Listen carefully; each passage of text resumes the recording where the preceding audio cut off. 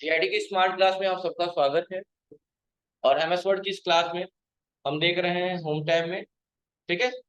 और विंडो के साथ आर और क्या टाइप करेंगे, ग्रीन वर्ड।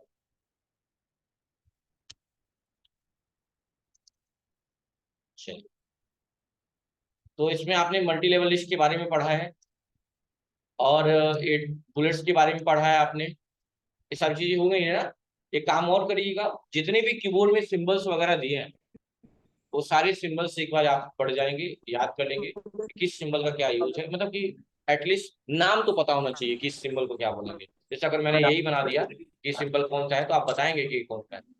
इसको क्या बोला जाता है? स्लैश बोला जाता है। Slash, SLASH, slash. वो भी कौन सा स्लैश? Forward slash. क्यों फॉरवर्ड बोला जाता है? क्योंकि हम लिखना किधर से स्टार्ट करते हैं, लेफ्ट साइड से, और राइट डायरेक्शन में बढ़ते हैं। तो जब इधर झुकेगा तो नहीं फॉरवर्ड है, और जब पीछे झुकेगा तो बैकवर्ड स्लैश हो जाएगा। कौन सा स्लैश हो जाएगा?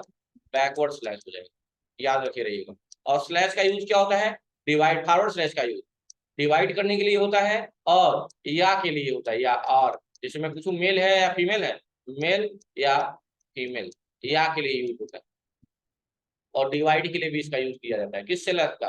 Forward slash. समझ में आ रही बात ना? सिंबल्स बहुत ही इंपॉर्टेंट है आपके कीबोर्ड में जो भी दिए हुए हैं, वो आपको पता होनी चाहिए कि जब मैं बोलूं कि फुल स्टॉप तो फुल स्टॉप ही लिखना है। जैसे आपने देखा होगा, लिखा होगा ए, आप यूज करते होंगे, एक ऐसा लाइन लिखा होगा ए, जिसको लोग पढ़ते हैं A-B। क्या पढ़ते हैं? या ए पढ़ सकते हैं, A-B पढ़ सकते हैं, कोई दिक्कत नहीं। तो इसका यूज माइनस के लिए भी होता है, डैश के लिए भी होता है। लेकिन अगर ऐसा लिखा हुआ है तो अब क्या बोलेंगे? क्या बोलेंगे? कौन बोल रहा है? आप। हाँ। इसको अंडर स्कोर बोला जाता है। क्या बोला जाता है? अंडर स्कोर बोला जाता है। यानी इसको पढ़ेंगे A_B। क्या बोलेंगे? ये मतलब प्रोनाउंसिएशन बदलता जाएगा, याद रखिएगा। आज तक हम पढ़ते थे कि 5 बड़ा है कि 4 बड़ा है, जो भी है जिधर खोल दिया मुंह वही बड़ा है, यही मानते थे। लेकिन पढ़ने का प्रोनाउंसिएशन अलग हो जाता है बच्चों। अगर ऐसे दिया है तो आप इधर मुंह खोल देंगे, तो आप जानते हैं जिधर मुंह खोल दिया वही बड़ा हो गया। नहीं है, नाम भी है इसका। इसको क्या बोलेंगे और इसको क्या बोलेंगे, इसका नाम है। तो इसको बोलते हैं ग्रेटर देन। क्या बोला जाता है? Greater than. और इसको बोला जाता है लेस देन। क्या बोला जाता है? यानी पढ़ने का प्रोनाउंसिएशन क्या होगा, यहाँ पढ़ेंगे 5 इज ग्रेटर देन 4, यानी 5 बड़ा है 4 से। और यहाँ पढ़ेंगे 4 इज लेस देन 5, 4 छोटा है 5 से।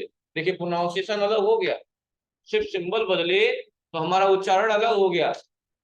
ठीक है। तो ये आपका ग्रेटर है। हाँ, दोनों सिंबल याद करेंगे कंफ्यूजन देगा। एक को याद करिए, लेफ्ट साइड में मुंह खुलेगा, ये बड़ा वाला सिंबल है ग्रेटर देन का, बस एक ही याद रखिए, दूसरा तो ऑटोमेटिक याद हो जाएगा।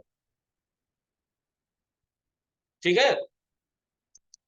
चलिए, अपने कॉपी पे आप लोग कॉलन बनाइए। तो कॉलन स्पेलिंग लिख दूं, CO, छुपा के बनाना है, अगर अलग अलग छुपा के बनाना है अपना कॉलन बनाइए तो कॉलन अपनी कॉपी पे छुपा के बनाना है सबको।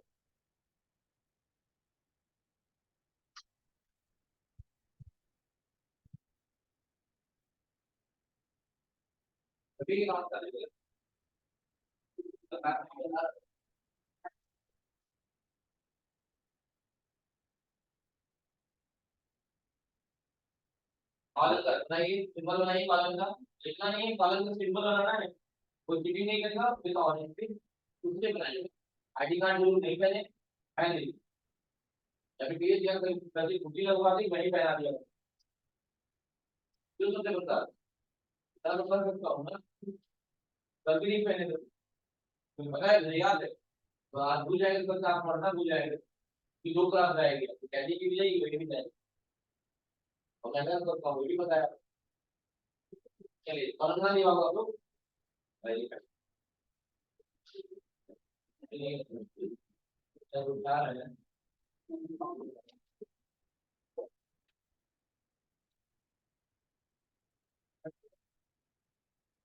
आप अपने नाम लेना है,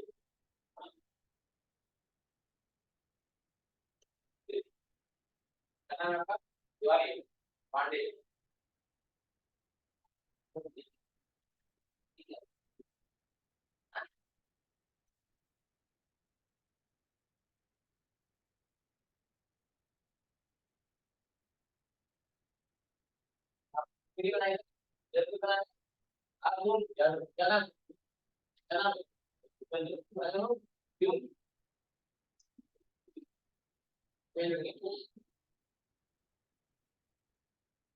पता है कि चीटिंग मार दिया आपने, वो क्या बनाएंगे, कॉलम बनाएंगे। मैंने इसीलिए स्पेलिंग लिख दिया है कि प्रोनाउंसिएशन अलग हो जाता है। मैंने क्या पूछा आपसे, ये आपकी बैच की बच्ची नहीं है, देख लीजिएगा, इतना मुझे देख के चले जाए तो। कॉलम, COLUM, कॉलम में और कॉलन में अंतर है। कॉलम तो ये है आपका जो वर्टिकल होता है, मैंने कहा कॉलन, आप बनाएंगे डबल बिंदु, ये कॉलन है। और जो सेमी कॉलन होगा उसमें ऊपर बिंदु और नीचे कामा होगा, इसे सेमी कॉलन कहा जाता है। क्या कहा जाता है? Semi colon. बताइए, ये नहीं पता है आप लोगों को? कीबोर्ड में डेली कीबोर्ड चला रहे हैं आप लोग, हाँ? बताइए क्या पढ़ाई हो रही है आप लोग यार, धोखा दे रहे हैं आप लोग कुछ। कॉलम का क्या होता है तरीका? डबल, एक कॉलम हो गया और नीचे कामा हो जाएगा, क्या हो जाएगा? आधा हो गया ना, सेमी कॉलम। ठीक है, सिंबल बहुत इंपॉर्टेंट है, पहले बता दे रहा हूं। सिंबल जाना जरूरी है। कोई कहे कॉलम लगाइए, कैसे कॉलम लगाना है? कोई टाइपिंग में आएगा ना तो फिर कॉलम की रिक्वायरमेंट कैसे करेंगे, पता होगा तो इसको, अब हो जाएगा ना, अपने बोला नहीं करो। तो कॉलम में अंतर है, ठीक है, याद रखिएगा। चलिए पॉइंट पे आ जाते हैं। अब हम पढ़ेंगे अलाइनमेंट के बारे में, क्योंकि अलाइनमेंट आपको वर्ड पैड में भी पढ़ाया गया होगा। वर्ड पैड में पढ़ाया गया होगा अलाइनमेंट। कितने अलाइनमेंट होते हैं? 4 होते हैं, लेफ्ट, राइट, सेंटर, जस्टिफाई, 4 होते हैं। अच्छा, ये है क्या अलाइनमेंट? तो ये मार्जिन में के एरिया में बताते हैं, अपना असर छोड़ते हैं। लेफ्ट में क्या होता है? मुझे लगा है इसी बैच की है, मुझे देख के जा रही है, क्या नाम है? बैठ जाइए, मैं ही पढ़ा रहा हूँ, मुझे पता है। लग गया है कि कोई लड़की आई वापस गई, सोचे कि प्रदीप सर क्यों नहीं पढ़ा रहा। चलिए, डेली पढ़ने आया करिए, कई दिन बाद आ रही है ना।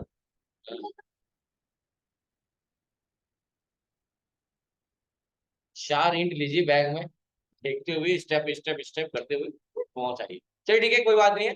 तो ये 4 अलाइनमेंट की बात की जाएगी यहाँ पे। ये 4 अलाइनमेंट करते क्या है? अच्छा मेरे लकी खड़े हो तुम ही बाबू, लिखना किधर से स्टार्ट करते हैं? लेफ्ट साइड से। तो अगर लेफ्ट साइड की चीजें इक्वल होती हैं हमेशा एक सीक्वेंस में, तो उसको लेफ्ट अलाइनमेंट बोला जाता है। क्या बोलता है? अगर वही चीजें राइट साइड की होंगी तो राइट अलाइनमेंट। और जब ना लेफ्ट में इक्वल होगा ना राइट में इक्वल होगा, मतलब सेंटर में होंगे। और जब दोनों साइड में इक्वल होगा तो जस्टिफाई। ठीक है, बैठ जाइए। तो डाटा लाने का तरीका क्या होगा? Equal to rand. कल पढ़ाए थे आप लोगों को ये, एमएस वर्ड ओपन किए थे कल? नहीं पढ़ाए थे? तो रैंड किया, ब्रैकेट ओपन किया और यहाँ पे नंबर डाल दिया, आपका पैराग्राफ आ जाएगा। देखिए पैराग्राफ, कल पैराग्राफ देखो, मैं वर्ड ओपन ही नहीं किए थे कल। चलिए कोई बात नहीं, तब क्वेश्चन बनेगा बहुत बढ़िया बढ़िया। तो ये आपको पता है ना, ये आपका पैराग्राफ है, ये क्या है? आपका पैराग्राफ है जो भी है। अच्छा, इस पैराग्राफ में कितने सेंटेंसेस हैं? 3 हैं। एक, जहां पुलिस आप आता है वहां सेंटेंस खत्म होते हैं, यानी एक पहला यहाँ हुआ, दूसरा यहाँ हुआ, यहाँ तीसरा हुआ। कितने सेंटेंस हैं? 3। कितने पैराग्राफ में? एक पैराग्राफ। अच्छा, रैंड का यूज किए आप, डाटा आपका आ गया, ये बात तो पता ही होगा कि कोई भी फार्मूला लगाने से पहले इक्वल टू का यूज करते हैं। अभी हम पढ़ रहे हैं अलाइनमेंट के बारे में। तो देखिए बाय डिफॉल्ट कौन सा अलाइनमेंट सेट रहता है? Left alignment. देखिए लेफ्ट साइड की सारी चीज इक्वल है, लेकिन राइट साइड की इक्वल है क्या? नहीं। आप देखिएगा ऐसा स्ट्रक्चर बन रहा है, ऐसा स्ट्रक्चर बन रहा है, देख रहे हैं? हाँ, तो ये इक्वल नहीं है, यानी कि अभी हमारा लेफ्ट अलाइनमेंट है। आपने सब कुछ सिलेक्ट किया, कंट्रोल ए से सिलेक्ट किया, और आपने यहाँ पे राइट कर दिया। देखिए राइट साइड की चीज इक्वल हो जाएंगी और लेफ्ट की इक्वल नहीं। फिर कंट्रोल ए से सिलेक्ट किया और आपने सेंटर में कर दिया। अब ना इधर बराबर ना इधर बराबर, इस सेंटर में हो गया। और जस्टिफाई कर देंगे तो दोनों साइड में बराबर। क्या हो जाएगा? दोनों साइड में बराबर, देख रहे हैं? लेकिन बाय डिफॉल्ट रहता कौन सा है? लेफ्ट। वही रहने देंगे, कोई चेंजिंग करने की जरूरत नहीं है। बस हम एक बार करके देख जरूर लेंगे, क्या कोई दिक्कत है? चलिए, अब हम बात करें पैराग्राफ की। अगर आपसे कोई कहता है कि एक पैराग्राफ सिलेक्ट करिए विथ शॉर्टकट की, किसकी मेथड से? शॉर्टकट की। कल आप लोग से पूछे थे हम, क्लिक करने का मतलब कौन सा बटन दबाना हुआ, पूछे थे ना? हाँ, तो वही बात है यहाँ कि शॉर्टकट की क्या है कि हम पैराग्राफ को सिलेक्ट कर सके एक बार में, सारे पैराग्राफ को क्या कर सकते हैं, सिलेक्ट कर लेंगे एक पैराग्राफ को सिलेक्ट। तो क्या करेंगे, शॉर्टकट की क्या होगा? हाँ, कंट्रोल ए, ये तो पूरा हो जाएगा ना, मैं एक पैराग्राफ की बात कर रहा हूँ ना। तो क्या करेंगे, पैराग्राफ के सामने आएंगे और लगातार 3 बार क्लिक करेंगे। कितनी बार? 1 2 3। ये शॉर्टकट की है एक पैराग्राफ को सिलेक्ट करने के लिए। क्या करना, 3 बार क्लिक करना, और क्लिक करने का मतलब कौन सा बटन दबाना, माउस का लेफ्ट बटन। नोट कर लीजिएगा, एक पैराग्राफ को सिलेक्ट करना है तो लगातार 3 बार क्लिक करेंगे।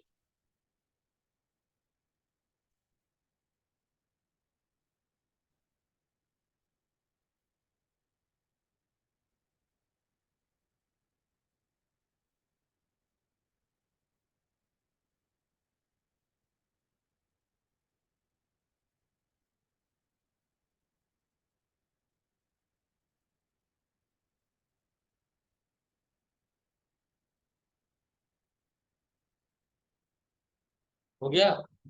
नेक्स्ट देखिए, अब चूंकि पहला सेंटेंस कहाँ खत्म हुआ है, पॉइंट पे, ये ना सेंटेंस खत्म हुआ है। और कोई कहे कि सेंटेंस सिलेक्ट करिए तो क्या करेंगे, तो F8 बटन 3 बार दबाएंगे, 1 2 3। क्या हो गया, एक पूरा सेंटेंस सिलेक्ट। तो लिख लीजिएगा, अगर सेंटेंस सिलेक्ट करना है तो F8 बटन को 3 बार दबाएंगे, लगातार लगातार 3 बार।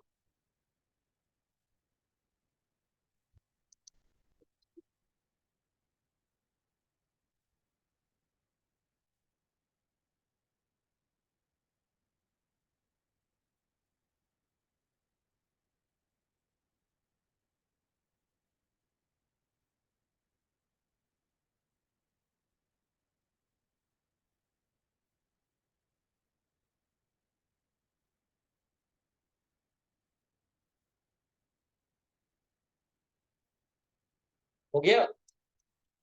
अच्छा अच्छा, ये बताइए, एक पैराग्राफ में कितने सेंटेंसेस हैं? अभी जस्ट पूछा मैंने, 3 है। अगर आपको कुछ कंडीशन दे दे कि बाबू ऐसा करिए कि 2 ही सेंटेंस आए, तो क्या करें? हमने लिखा equal to rank, bracket open किया, 1 दबा दिया, एक पैराग्राफ है आ गया, लेकिन 3 सेंटेंस आ रहे हैं। तो कोई कहते नहीं, एक पैराग्राफ में 2 ही सेंटेंस रहे, तो क्या करें?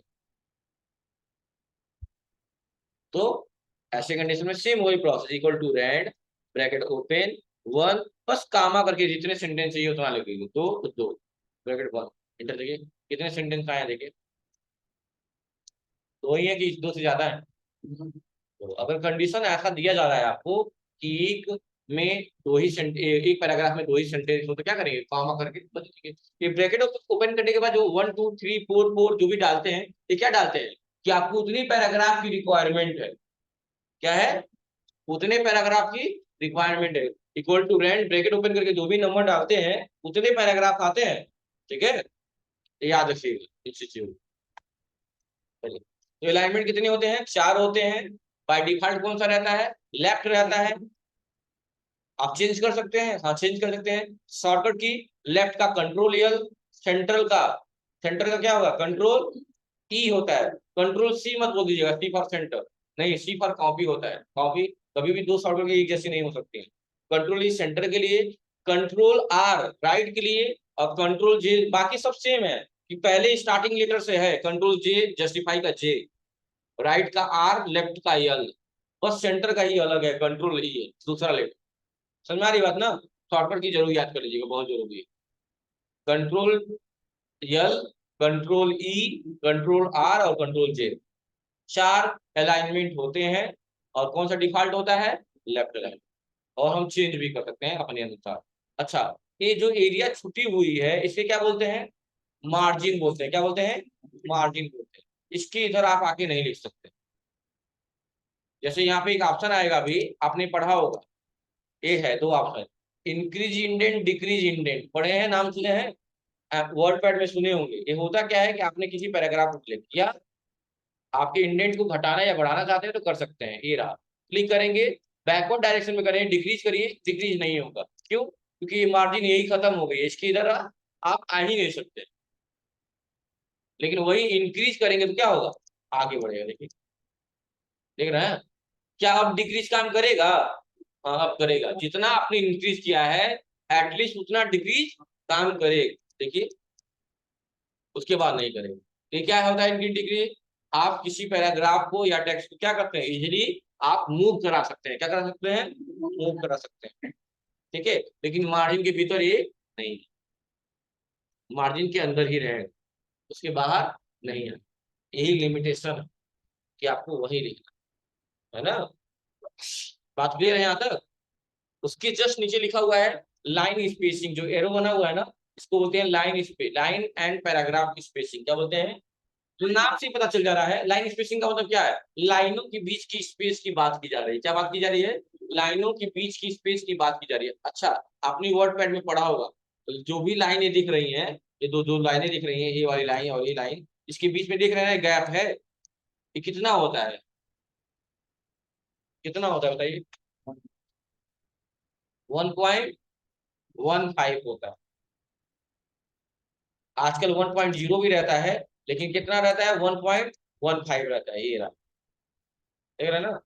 ये 1 है, ये 1.1 है, 1.5 है, ये 1। तो फिलहाल में 1 ही है, आप 1.15 कर। इसका यूज कब किया जाता है? जो मान लीजिए आप बायोडाटा बना रहे हैं या कोई भी चीज बना रहे हैं, और आपको लिमिटेशन दे दिया गया है कि एक के पेज में हटाइए, और आपने लिखा है दो तीन लाइनें अगले पेज पे चली जा रही हैं, तो ऐसे कंडीशन में क्या कर सकते हैं? लाइन स्पेसिंग को कम कर दीजिए, फॉन्ट की साइज छोटी कर दीजिए, आपका पेज का एडजस्टमेंट हो जाएगा। पेज का एडजस्टमेंट करने का मतलब यही होता है कि फॉन्ट की साइज को कम कर ले, लाइन स्पेसिंग को कम कर ले, एडजस्टमेंट हो जाएगा। समझ आ रही बात ना? तो लाइन स्पेसिंग आप चेंज कर सकते हैं। देखिए, मैंने कंट्रोल ए से सबको सिलेक्ट किया, लाइन स्पेसिंग में आए, अभी जो भी है हमने इसको कर दिया 2 3। देखिए ज्यादा हो गया, उनके बीच की स्पेस देखो ज्यादा हो गई, क्योंकि मैंने इंक्रीज कर दिया। जैसे आपने पढ़ा होगा कि स्पेस बटन का भी यूज स्पेस देने के लिए किया जाता है और स्टार्टिंग में, और टैब बटन का भी यूज स्पेस देने के लिए किया जाता है। सही बात है, लेकिन फर्क क्या है दोनों?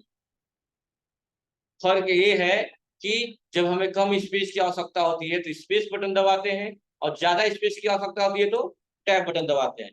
टैब बटन का यूज और भी है, आगे पढ़ेंगे, लेकिन फिलहाल के लिए कम स्पेस के लिए स्पेस बटन, ज्यादा स्पेस के लिए टैब बटन। और एक क्वेश्चन और पूछा जाता है कि टैब बटन एक बार में कितना डिस्टेंस कवर करता है? क्या बोलेंगे आप? 0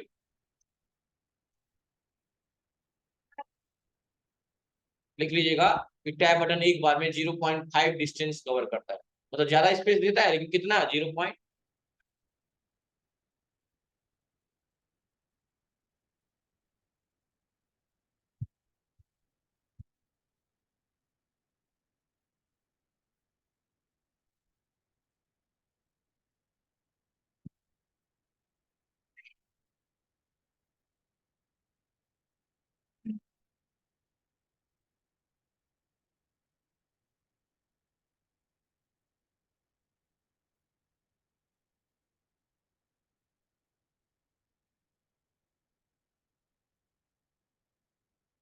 कोई डाउट है यहाँ तक?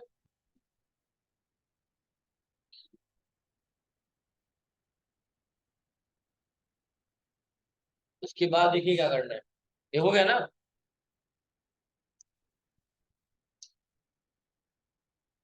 अब उसके बाद अगला जो है वो है आपका, इसको मैं कम कर दे रहा हूँ, कंट्रोल जेड कर दे रहा हूँ। अब अगला जो है वो है आपका शेडिंग। देखिए, हाईलाइट में और शेडिंग में अंतर है। क्या अंतर है? कि हमने इसको सिलेक्ट किया और मैंने इसको हाईलाइट किया।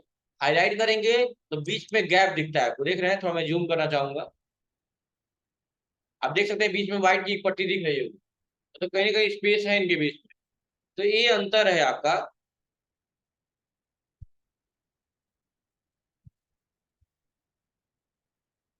और वही शेडिंग करेंगे तो कंप्लीट हो जाएगा, कोई गैप नहीं रहेगा बीच में। देखिए, कोई गैप दिख रहा है बीच में? नहीं। तो ये अंतर है शेडिंग में और हाईलाइट में।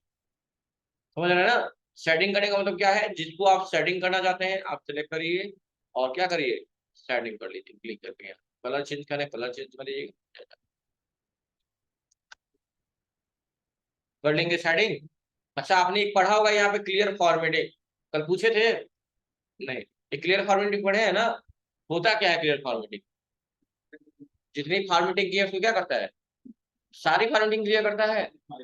हाँ, हाईलाइट यानी कि बैकग्राउंड को छोड़ के सिर्फ टेक्स्ट की रिलेटेड चीजें क्लियर करता है, इसके बैकग्राउंड को नहीं। कल बताया था? नहीं जिक्र हुआ था? पहले पता है?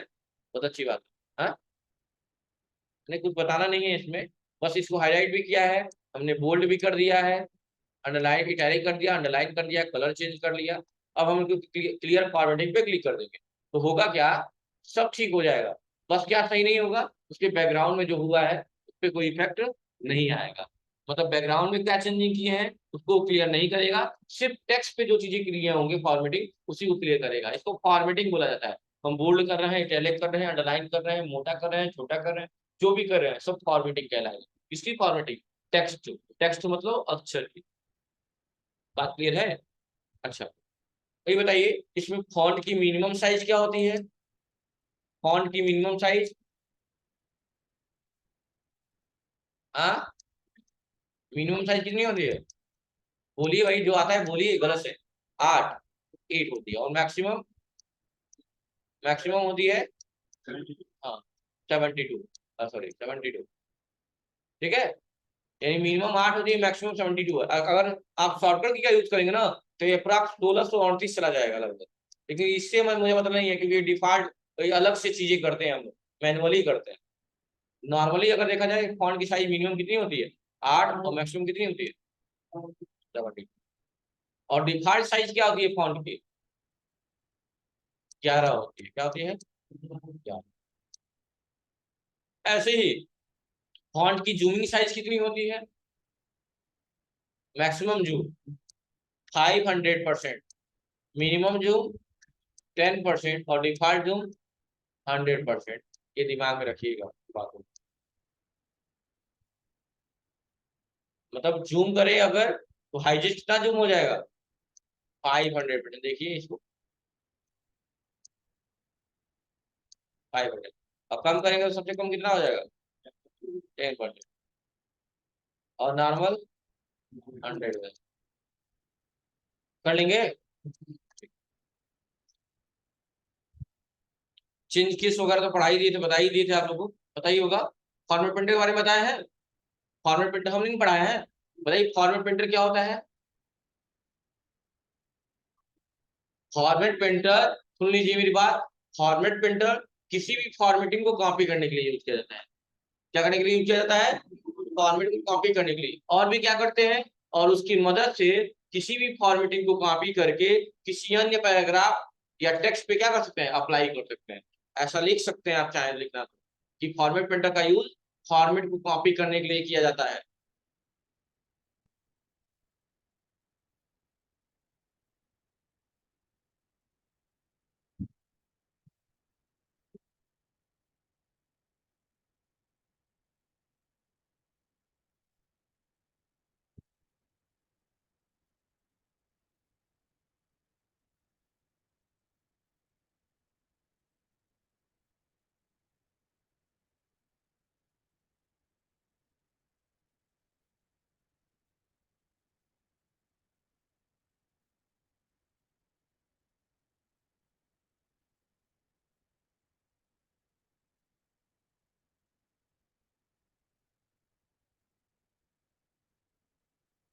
हो गया?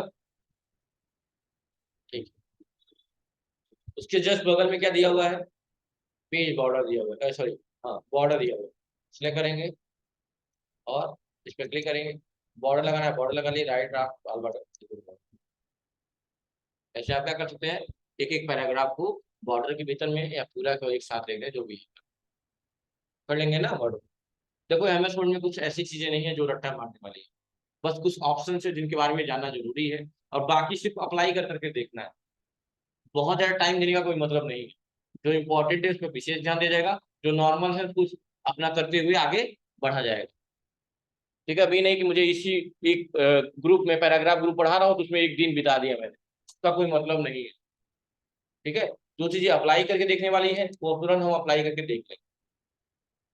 अगला है A to Z, क्या लिखा हुआ है? नाम से ही पता चल रहा होगा कि अरेंजिंग की बात की जा रही है, अरेंजमेंट की बात की जा रही है, A to Z। आपने देखा होगा स्कूल में जो अटेंडेंस होते हैं हमारे, वो A to Z के फॉर्म में ही होते हैं। पहले ए वाला बच्चा, फिर बी वाला बच्चा, फिर सी वाला बच्चा, ऐसे करते करते जेड तक जाता है। होता है कि नहीं होता है? और ऐसे ही रोल नंबर भी बनता है, होता है ना। तो वही काम यहाँ पे है। जैसे मान लीजिए हमने कुछ बच्चों का नाम ऐसे ही लिख लिया रैंडमली। जैसे कुछ बच्चे नाम बताए, बॉयज नाम बताए, जल्दी जल्दी कुछ बोलिए भाई, नाम बोले में शर्मा रहे हैं क्या आप लोग? उपेंद्र, चलिए और कोई? हाँ, लकी, प्रिंस,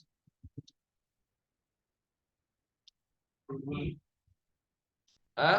अच्छा बताइए, उपेंद्र के नीचे अंडरलाइन आ गया, लकी और प्रिंस के नीचे क्यों नहीं आया है? क्योंकि प्रिंस भी एक इंग्लिश नेम है, राजकुमार होता है। लकी भी एक इंग्लिश नेम है। लकी का मतलब क्या होता है? किस्मत वाला होता है। इसीलिए उनके नीचे अंडरलाइन नहीं हुआ है। लेकिन उपेंद्र के नीचे अंडरलाइन आ गया, क्यों? क्योंकि उपेंद्र, भले से आपने स्पेलिंग सही लिखा है लेकिन इंग्लिश नेम नहीं है। क्योंकि सॉफ्टवेयर कहाँ का है? अमेरिका का। और अमेरिका हिंदी नाम नहीं होता है वहां पे, चिंटू मिंटू रिंटू टाइप का। वहाँ इंग्लिश नेम ही होते हैं। इसलिए इनकी, वो कह रहा है सॉफ्टवेयर कि जो नाम लिखे हैं उपेंद्र वो गलत है, जबकि स्पेलिंग सही लिखी है मैंने, यही स्पेलिंग होगी। तो ये लेकिन गलत बता रहा है, क्यों? क्योंकि ये हिंदी नहीं। और सॉफ्टवेयर कहाँ का है? अमेरिका का है। MS ऑफिस कहाँ का है? माइक्रोसॉफ्ट, अमेरिका का। चलिए और बच्चे नाम बताइए। अभिनंदन,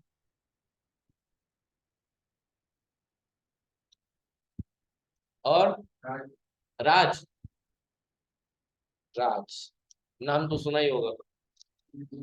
और त्रिभुवन। बस इतने बच्चों का नाम हो गए। और भी बोलना चाहेंगे आप लोग? एक दो लोग और नाम बोल दें। अरुण, अरुण और अमन। चलिए इतने नाम हो गए। तब तक सर आए, बोले अरे सर्विस ये क्या कर रहे हो, ये जो भी नाम लिखे हो उसको अल्फाबेटिकल लिखो, A to Z के फॉर्म में। अब ऐसे कंडीशन में आपके पास दो ऑप्शन होंगे। या तो आपको कोई तरीका पता हो जिससे ऑटोमेटिकली ये अरेंज हो जाए, अपने आप व्यवस्थित हो जाए, या फिर दूसरा तरीका कि मिटाइए और दोबारा लिखिए। दो ऑप्शन हैं आपके पास। तो ऐसी कंडीशन में आपको ऑप्शंस पता है, आप बस सब कुछ सिलेक्ट करेंगे। सुन लीजिएगा, अगर A से Z की बात होगी, A से Z की बात होगी तो इसको बोला जाएगा असेंडिंग ऑर्डर। क्या बोला जाएगा? और Z से A की बात होगी, उल्टा होगा तो इसको बोला जाएगा डिसेंडिंग ऑर्डर। ठीक है, याद रहेगा ना? ठीक है। तो आपने, हमने क्या किया? अच्छा बताइए, अगर देखा जाए सबसे पहले नाम किसका आएगा? ए वालों का आएगा, क्योंकि ए से दो लोग, तीन लोग हैं, अभिनंदन, अरुण और अमन। तो जब पहला लेटर मैच कर जाता है तो हम दूसरे लेटर में जाते हैं। दूसरा लेटर बी है, आर है, यम है। कौन पहले आएगा? बी आएगा, यानी अभिनंदन का नाम पहले आएगा। अब अरुण और अमन में किसका नाम आएगा? तो यम पहले आता है कि आर पहले आता है?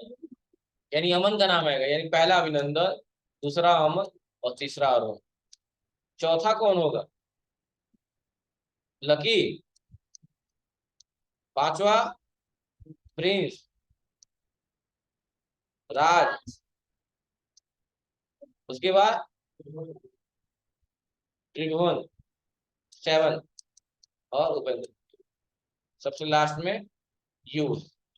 चलिए चेक कर लेते हैं ऐसा है कि नहीं है। तो बस करना क्या रहता है, सबको आप सिलेक्ट करेंगे,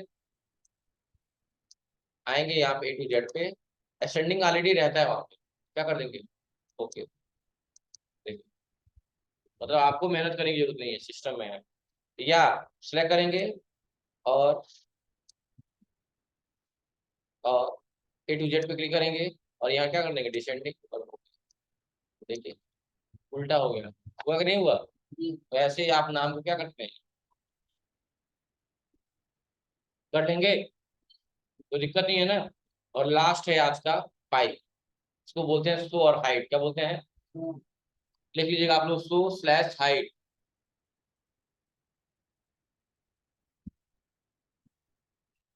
शो/हाइड।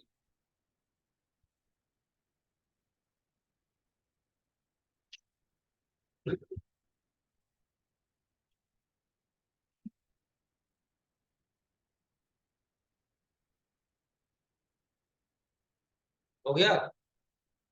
तो स्लैश हाइड, इसकी शॉर्टकट की लिख लीजिए कंट्रोल प्लस स्टार। स्टार को कंप्यूटर टर्म में एस्ट्रिक बोला जाता है, याद रखिएगा। कंप्यूटर टर्म में एस्ट्रिक बोला जाता है, कंट्रोल प्लस स्टार। देख लो शॉर्टकट की, यहाँ पे सामने दिख रहा होगा, जूम कर दे।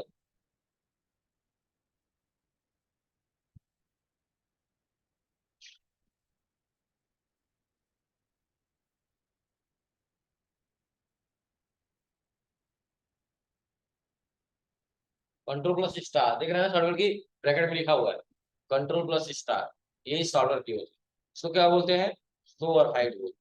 तो इसके यूजेस क्या है, समझिए बेसिकली यूज क्या है कि कभी कभी हमारे सीट पे अनवांटेड सिंबल्स आ जाते हैं। सच में कहें तो वो अनवांटेड सिंबल्स नहीं है, कुछ और ही है, वो आज जान जाएंगे। वो एक टाइम ऐसा आएगा कि जब हम आगे टाइम में पढ़ेंगे तब इसकी जरूरत पड़ेगी, याद रखिए रहिएगा, यही आके इसको बंद करना पड़ेगा। इसका नाम क्या है, शो और हाइड, क्या बोलते हैं। इसका यूज क्या क्या है चलिए देखते हैं। जैसे कि हमने एक नया पेज लिया कंट्रोल लिया, और हमने यहाँ पे क्या किया, स्पेस दबा दिया, इंटर दबाया, टैब दबा दिया और इंटर कर दिया। अब बताइए कितनी बार स्पेस, कितनी बार इंटर और कितनी बार टैब दबाए हैं। पता नहीं, हाँ पता नहीं, हो सकता है पता नहीं। तो ऐसे कंडीशन में आपको बस इसको ऑन कर देना है, बस क्लिक करिए, ये बता देगा। जितनी बार डॉट आएगा उतनी बार आपने स्पेस दबाया है, जितनी बार पाई आया है उतनी बार आपने इंटर प्रेस किया है, और जितनी बार एरो आया है उतनी बार टैब दबाया है। नोट कर लीजिए फटाक से, यही बताता है। इसको हम लोग क्या बोलते हैं, अनवांटेड सिंबल्स बोलते हैं, जब आगे पढ़ेंगे। लेकिन सच्चाई क्या है कि ये बताता है कितना फुल स्टॉप, मतलब समझ रहे ना, क्या स्पेस, कितना टैब, कितना इंटर, ये सब।